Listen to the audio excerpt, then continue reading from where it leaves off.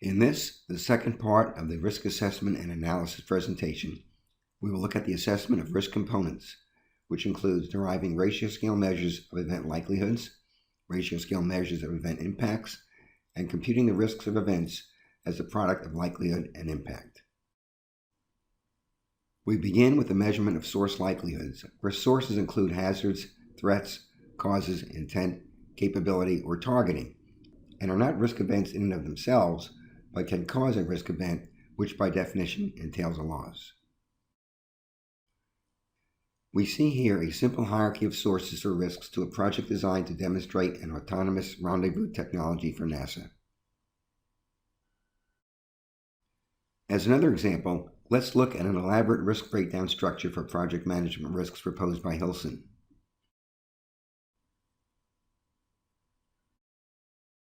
The top level includes product engineering, development environment, and program constraints. Product engineering is composed of requirements, design, code and unit test, and so on. Requirements consist of stability, completeness, and feasibility. If we expand all, we see that there are several levels of sources in this hierarchy. Roles can be assigned to participants, management, employees, subject matter experts, etc., to provide data or judgments for assessing the likelihood of risk sources.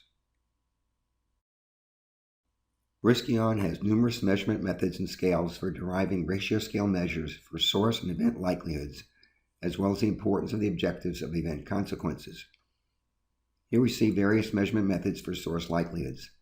They include pairwise with given likelihood, direct, rating scale, step function, utility curve, pairwise of probabilities, pairwise comparisons, and Bayesian updating. We see here the rating scale measurement method with intensity names for the ratings and ratio scale priorities for the intensities that are derived as a normalized principal right-hand eigenvector of pairwise comparisons. We will look at this in more detail a bit later. Applying these rating scales to each of the risk sources, hazards, threats, results in ratio scale priorities for the likelihoods of the sources. The same measurement methods can be applied to derive ratio scale measures for event likelihoods given the sources. We see here the contribution to the likelihoods of several events from just one of the sources, lack of expertise.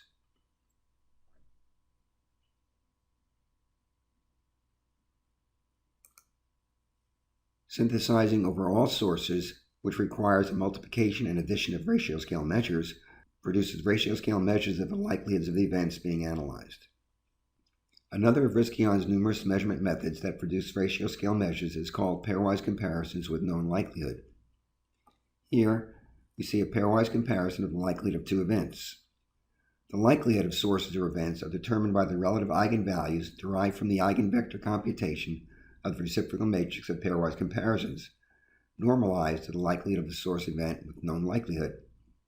In this example, 40% for the event competitors with new and better technology. Another, but similar measurement method is pairwise comparisons without a known event likelihood. If the events being considered are mutually exclusive and collectively exhaustive, then the normalized priorities will represent estimates of the actual likelihoods. Otherwise, they will represent relative likelihoods. While absolute likelihoods convey more information, relative likelihoods are adequate when comparing relative risks of events and when allocating resources to reduce risks. When data is available, as for example historical information or output of tools such as Monte Carlo simulations or fall trees, the data can be used directly or translated via utility curves or step functions. Ratings, which we looked at briefly earlier, is another of Riskeon's ratio scale measurement methods. A rating scale consists of a set of rating intensities and associated ratio scale likelihoods. In addition to some predefined rating scales, as the one illustrated here, a unique rating scale can be developed for estimating the likelihoods of any specific source or event.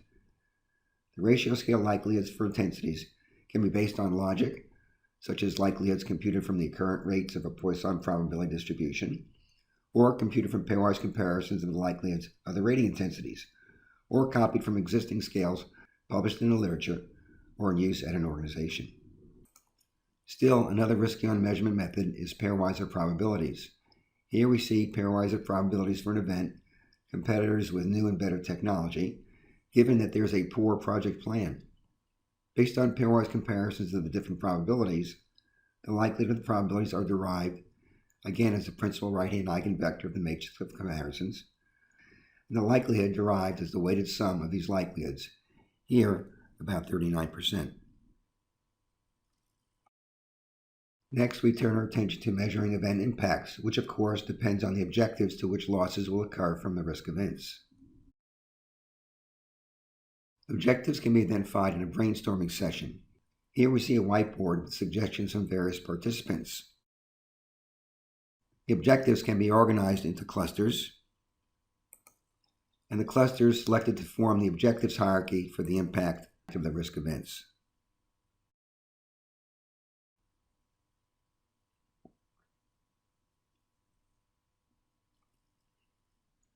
A risk event can contribute to losses to one or more objectives. We represent this by aligning the risk events with the identified objectives. Here, we see the events that cause loss to one of the objectives orbit, as well as a view showing the objectives that are impacted by one of the sources unable to recover DART. The impact of risk events is the product of the impact on the organization's objectives multiplied by the importance of those objectives. Recall that in our example, there are two clusters of objectives, project management objectives and mission objectives. Pairwise comparisons can be used to derive the importance of each of the sub-objectives in each of these clusters. We see here pairwise comparisons of the relative importance of the objectives in the mission objectives cluster and the resulting priorities. The impact of each event on the objectives must also be evaluated, based on data or judgment or both. Various measurement methods can be used for evaluating the impact of events on objectives, including direct, utility curve, step function, ratings, pairwise with given impact. Here we see a rating scale being applied.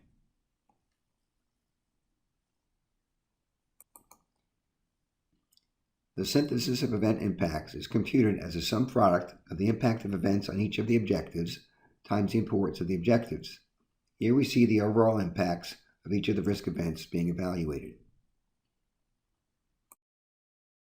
Having obtained ratio scale measures of each event's likelihood and impact, the risk of each event is computed as the product of its likelihood and impact. Since both the likelihood and impact measures are ratio scale, the product is mathematically meaningful. Unlike traditional computations, they use ordinal measures for likelihood and impact, such as high, medium, low, or 1 to 5. A register of events, their likelihoods, impacts, and risks is shown here, first unsorted, and then sorted by risk.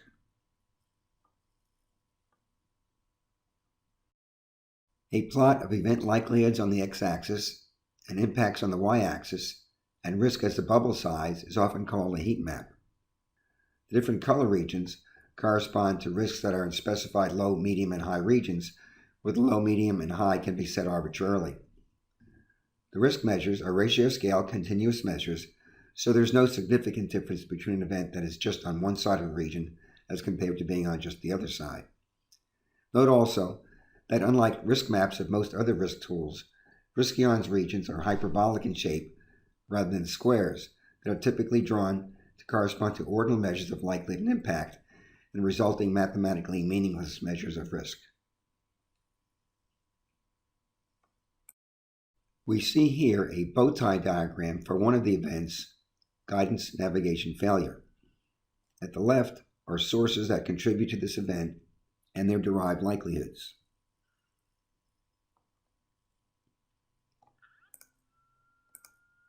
The vulnerability of this event to each of the sources, given the source, is shown next. The product of the source likelihoods and vulnerabilities is a joint likelihood. When summed, this gives the likelihood of the event itself. On the right-hand side, we have the objectives impacted by the events and their relative priorities. To the left of these are the consequences of the event's impacts on the objectives. The product of these two measures is shown next. When summed, this results in the impact of the guidance navigation failure event. Finally, the product of likelihood and impact of this event is shown as the risk of the event. A bow tie diagram is available for each of the events being analyzed. In summary, we have looked at the risk-on process for identifying, measuring, and analyzing risks. In the next videos, we will look at identifying treatments to reduce risks, measuring their anticipated effectiveness, and selecting treatments based on the risks, treatment effectiveness, treatment resource requirements, resource availability, and other constraints faced by the organization.